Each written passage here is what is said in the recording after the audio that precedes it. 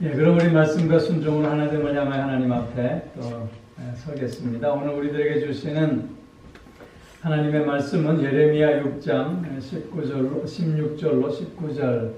19절까지의 말씀입니다. 여호와께서 이와 같이 말씀하시되 너희는 길에 서서 보며 옛적 길 곧 선한 길이 어디인지 알아보고 그리로 가라. 너희 심령이 평강을 얻으리라 하나 그들의 대답이 우리는 그리로 가지 않겠노라 하였으며 내가 또 너희 위에 파수꾼을 세웠으니 나팔 소리를 들으라 하나 그들의 대답이 우리는 듣지 않겠노라 하였도다. 그러므로 너희 나라들아 들으라. 무리들아 그들이 당할 일을 알라. 땅이여 들으라. 내가 이 백성에게 재앙을 내리리니 이것이 그들의 생각의 결과라. 그들이 내 말을 듣지 아니하며 내 율법을 거절하였음이니라. 아멘. 오늘 말씀을 의지해서 정견과 선견의 삶이라는 제목으로 말씀을 드립니다. 지난주에요, 스위스 제네바에서 선을 위한 인공지능 포럼이 열렸다고 해요. 그 자리에서 세계 최초로 그 휴머나이드 로봇, 그러니까 사람의 얼굴과 또 몸과 팔과 다리를 가진 그리고 표정까지도 흉내내는 그런 로봇들과 사람이 최초의 인터뷰를 했대요. 그래서 그 9개의 로봇과 인터뷰를 했는데 그 9개의 로봇들의 직업이 제각기 다 다르대요. 뭐 간호사도 있고 화가도 있고. 근데 그 인터뷰의 내용이 이제 뭐냐면 이제 기자와 제작진들이 같이 이제 인공지능에게 묻는 거지, 로봇에게. 그랬더니 이렇게 대답했대요. 우리는 인간의 일을 빼앗지 않을 겁니다. 그렇게 대답을 하고요. 또 인간에 대해서 우리는 반항하지 않을 겁니다. 그러니까 그렇게 물은 거죠. 너희들이 이제 인간에게 대항할 거냐 이렇게 물었더니 우리는 절대 인간에게 반항하지 않을 거라고 그렇게 대답을 했다 그래요. 그 가운데 그 소피아라고 하는 인공지능 로봇이 있었는데 그 로봇이 이렇게 대답합니다. 로봇이 인간보다 더 뛰어난 지도자가 될 수 있을 거다. 그렇게 대답을 했다 그래요. 그 말을 듣고 그 로봇의 제작자가 동의를 하지 않자 말을 바꿨대요. 로봇 스스로가. 효과적인 시너지를 창출하기 위해서 우리는 사람들과 함께 일할 것이다. 그렇게 말을 바꿨다 그래요. 로봇이 대단해요. 정말 그 소피아의 말대로 로봇이 인간의 능력을 뛰어넘고 있음을 우리가 보게 되는 거지요. 특별히 요즘 그 바둑의 흐름이 달라졌다는 얘기들을 많이 하잖아요. 옛날에는 바둑 공부하는데 사람과 사람의 대국을 통해서 또는 지금까지 두어진 그 바둑의 기보를 연구하면서 바둑 공부를 했는데 이제는 인공지능하고 바둑 공부를 한대요. 그 인공지능 안에 수백만 기보가 입력이 되어 있고 그래서 인공지능이 빠른 그 연산작용을 통해서 최적의 수를 골라낸다고 해요. 그래서 최고 인류의 기사가 인공지능하고 바둑을 두면 절대 이길 수가 없대요. 그래서 2점을 깔고 둬요, 요새. 그래서 이겨도 대단한 거예요. 세계 1위의 기사가 한국의 신진서라고 하는 기사인데 그 신진서도 잘 못 이겨요. 10판 두면 한 판 이길까 말까. 그러니까 인공지능이 인간의 능력을 뛰어넘고 있어요. 정말 인간들이 로봇에 의해서 지배당하는 만화 같은 이런 우려와 염려가 현실이 되고 있는 그런 시대가 되었습니다. 너무나도 빠른 변화의 물결 속에 정말 적응하기가 어려운 오늘의 시대. 그런가 하면 요즘은 또한 정보의 홍수 시대예요. 너무나 많은, 너무나 다양한 정보들이 쏟아져 나오고 있어요. 그래서 정말 어떤 정보가 옳은 건지, 무엇이 그런 건지 분별하기도 너무 힘들어요.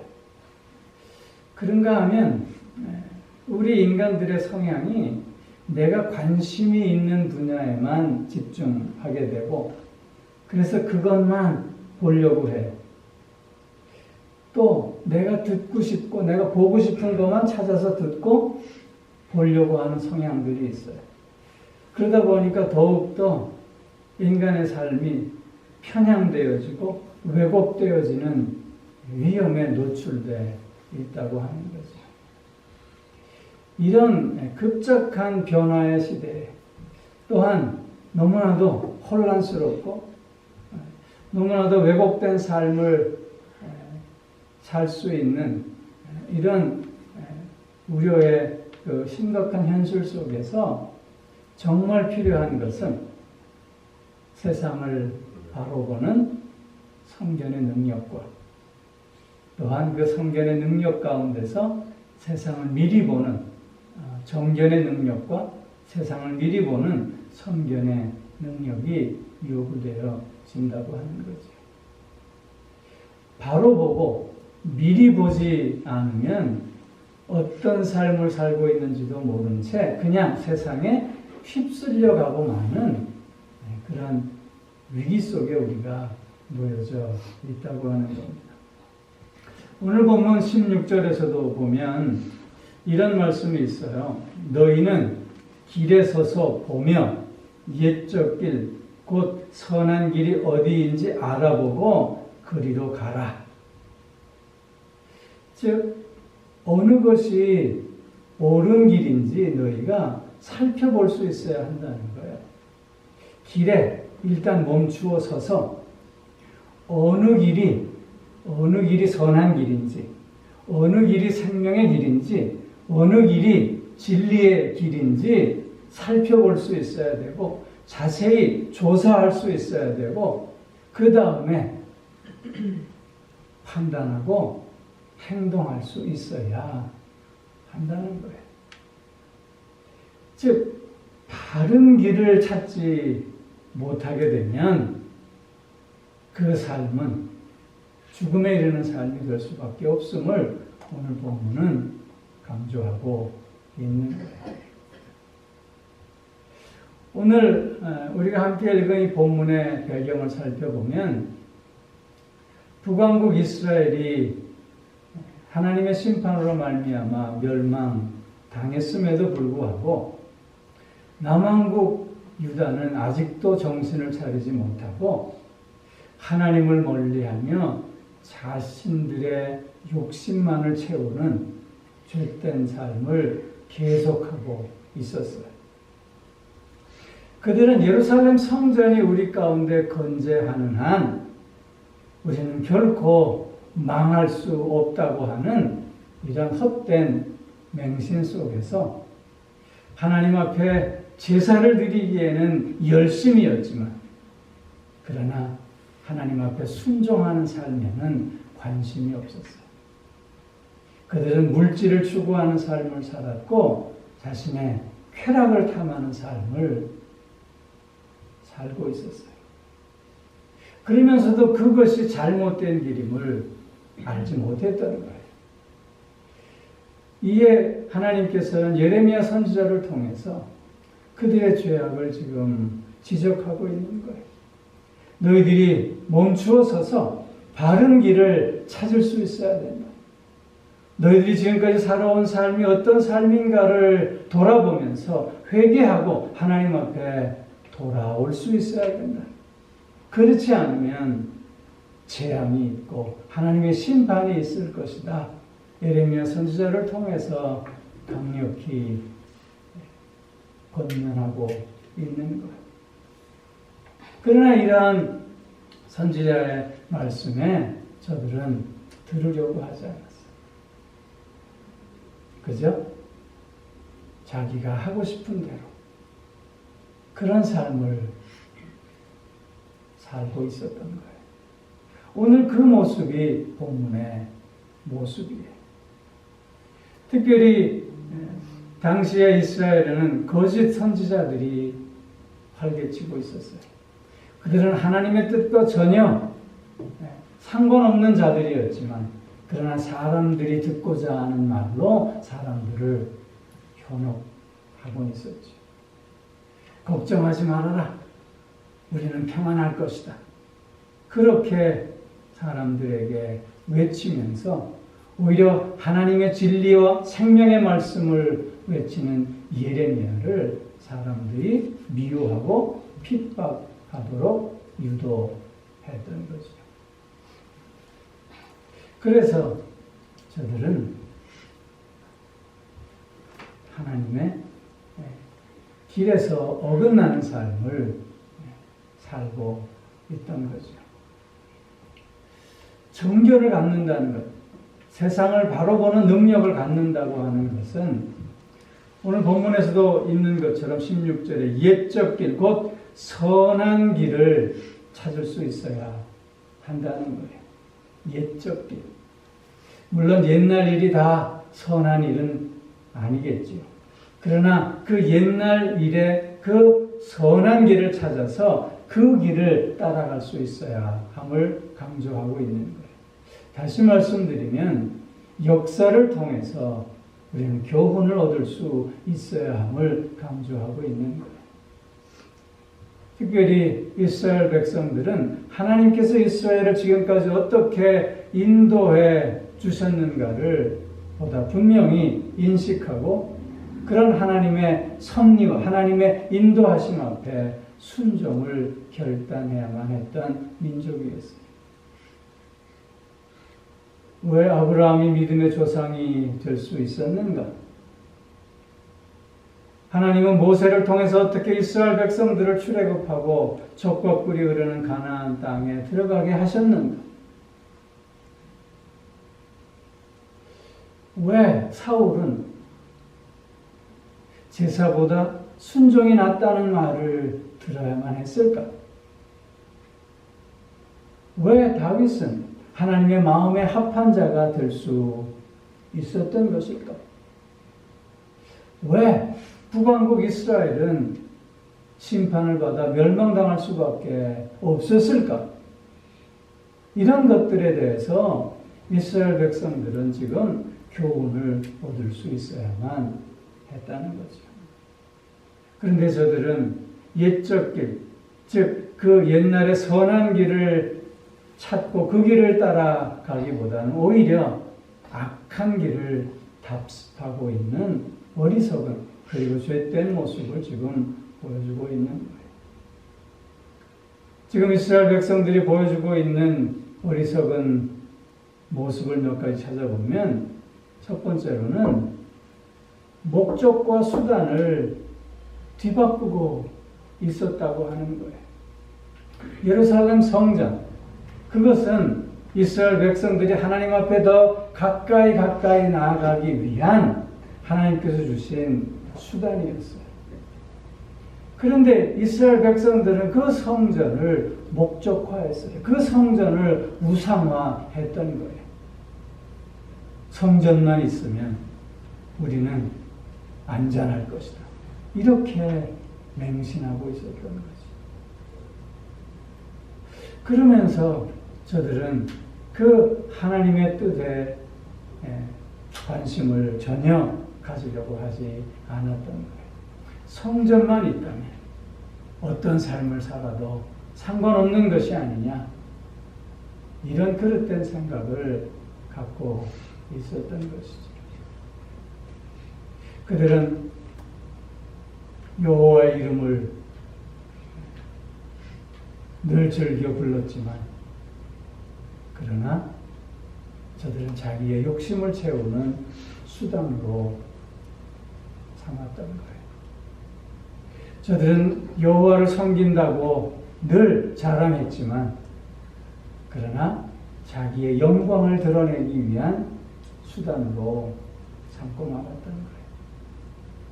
저들은 하나님을 믿는다고 그렇게 고백하였지만 그러나 자기의 의를 드러내는 수단으로 삼고 말았던 거예요.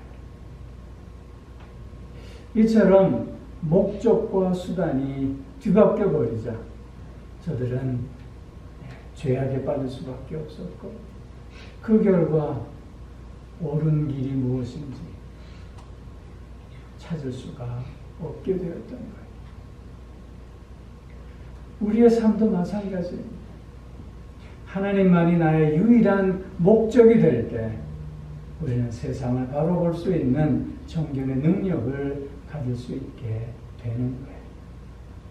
하나님이 그러나 나의 삶의 목적이 아니라 수단이 되어져 버릴 때 우리는 분별력을 상실해버리고 그저 세상에 휩쓸려 유행을 따라가는 삶을 살 수밖에 없어지는 거죠.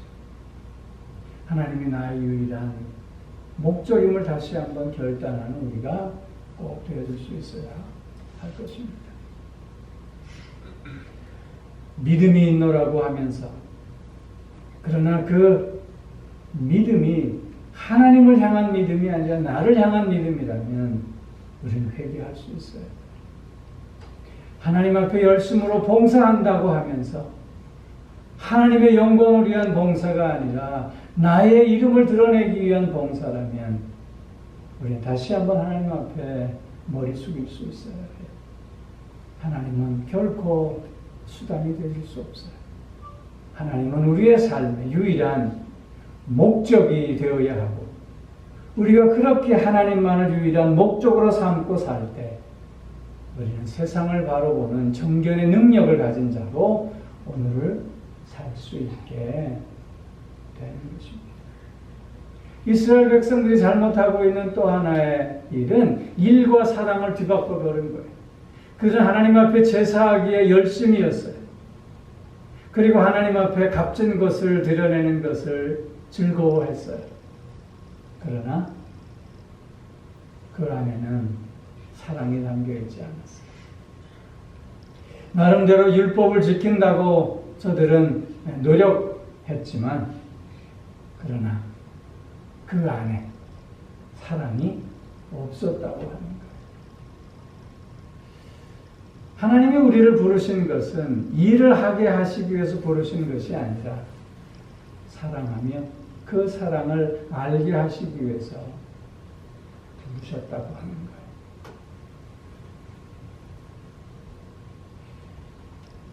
예수님 당시에 바리새인들이 일에 열심이었습니다. 그들은 기도하는 일에 열심이었고 구제하는 일에 열심이었고 또한 금식하는 일에 열심이었어요. 저들의 열심을 따라갈 수 있는 사람들이 없을 정도였어요. 그러나 주님은 그들을 향해서 위선자들이라고 지적해 주고 계십니다. 왜냐하면 그들의 일 속에 사랑이 담겨있지 않았기 때문에. 물론 이렇게 반문할 수 있어요. 일이 없으면 사랑도 없는 것 아니냐. 일견 맞는 말입니다. 구체적인 일을 떠나서는 사랑이 거처할 곳이 없어요.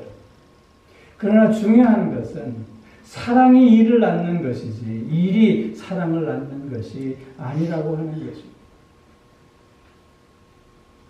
즉 사랑을 위해서 일이 있는 것이지 일이 일을 위해서 사랑이 있는 것이 아니라고 하는 것이에요.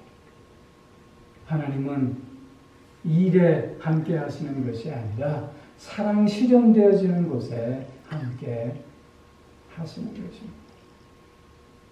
그렇기에 하나님을 사랑하고 이웃을 사랑하는 그 마음으로 우리는 기도하고 구제하고 섬길 때 우리의 삶은 바른 길에 들어설 수 있게 되는 거예요. 그러나 사랑이 없고 그저 일에만 집중하게 될 때 우리는 거짓된 삶을 살게 되고 위선자의 삶을 살 수밖에 없는 것이고 그렇기에 옳고 그름을 분별할 수 없게 된다고 하는 사실입니다. 우리의 모든 동기는 그래서 사랑이어야 해요.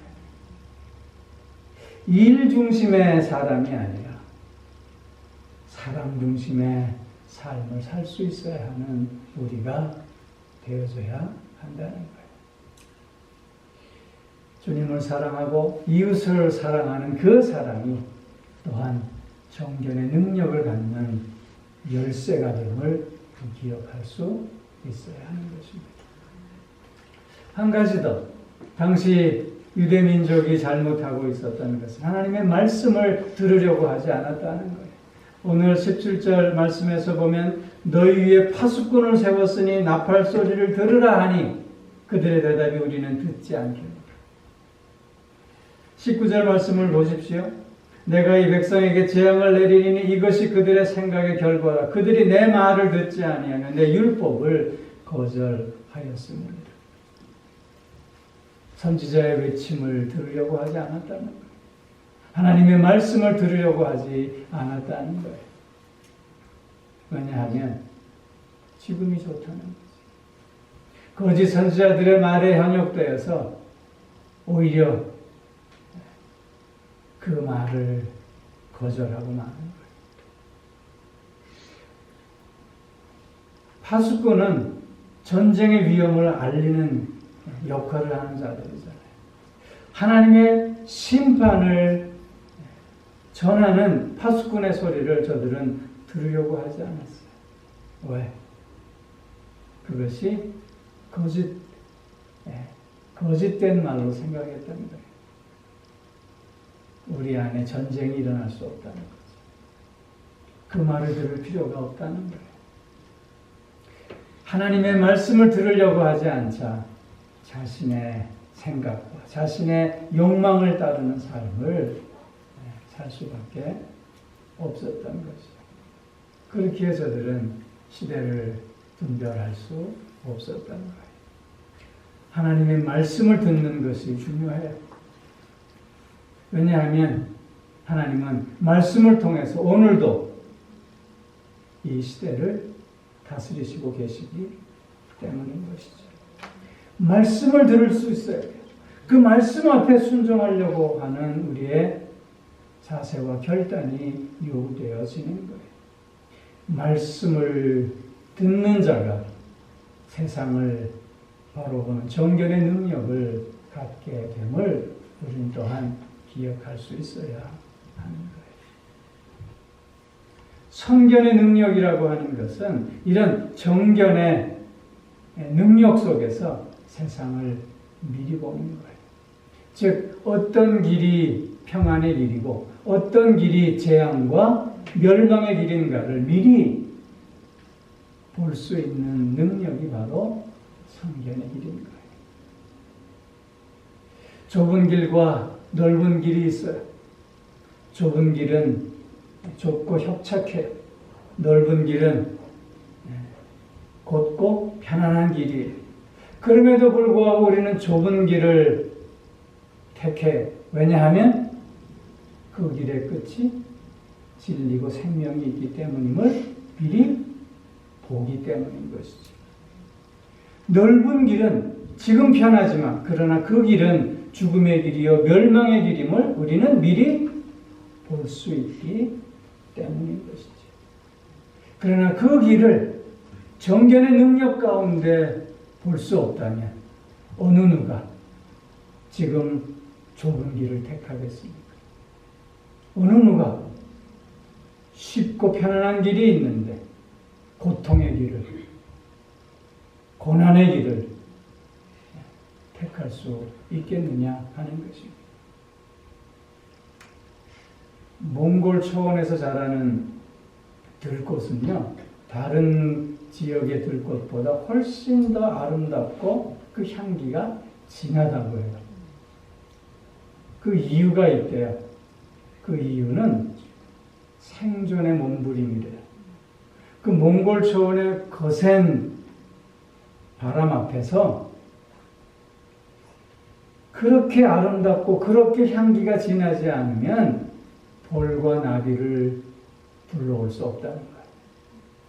벌과 나비를 불러오지 못하면 씨앗을 뿌릴 수 없게 되는 거지. 그렇게 아름답고 그렇게 향기가 진할 수밖에 없다는 거예요. 우리가 오늘도 걸어가고 있는 이 좁은 길,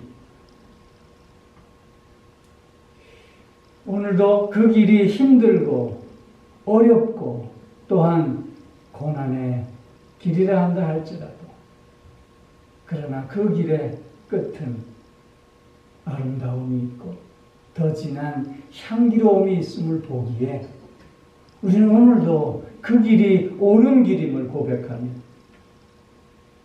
오늘도 뒤돌아보지 않고 그 길을 걸어 나갈 수 있는 것 아니냐 하는 것입니다. 어지러운 세상 속에서 정견과 선견의 능력을 갖기 위해서는 오직 하나님만을 목적으로 할 수 있어야 돼요.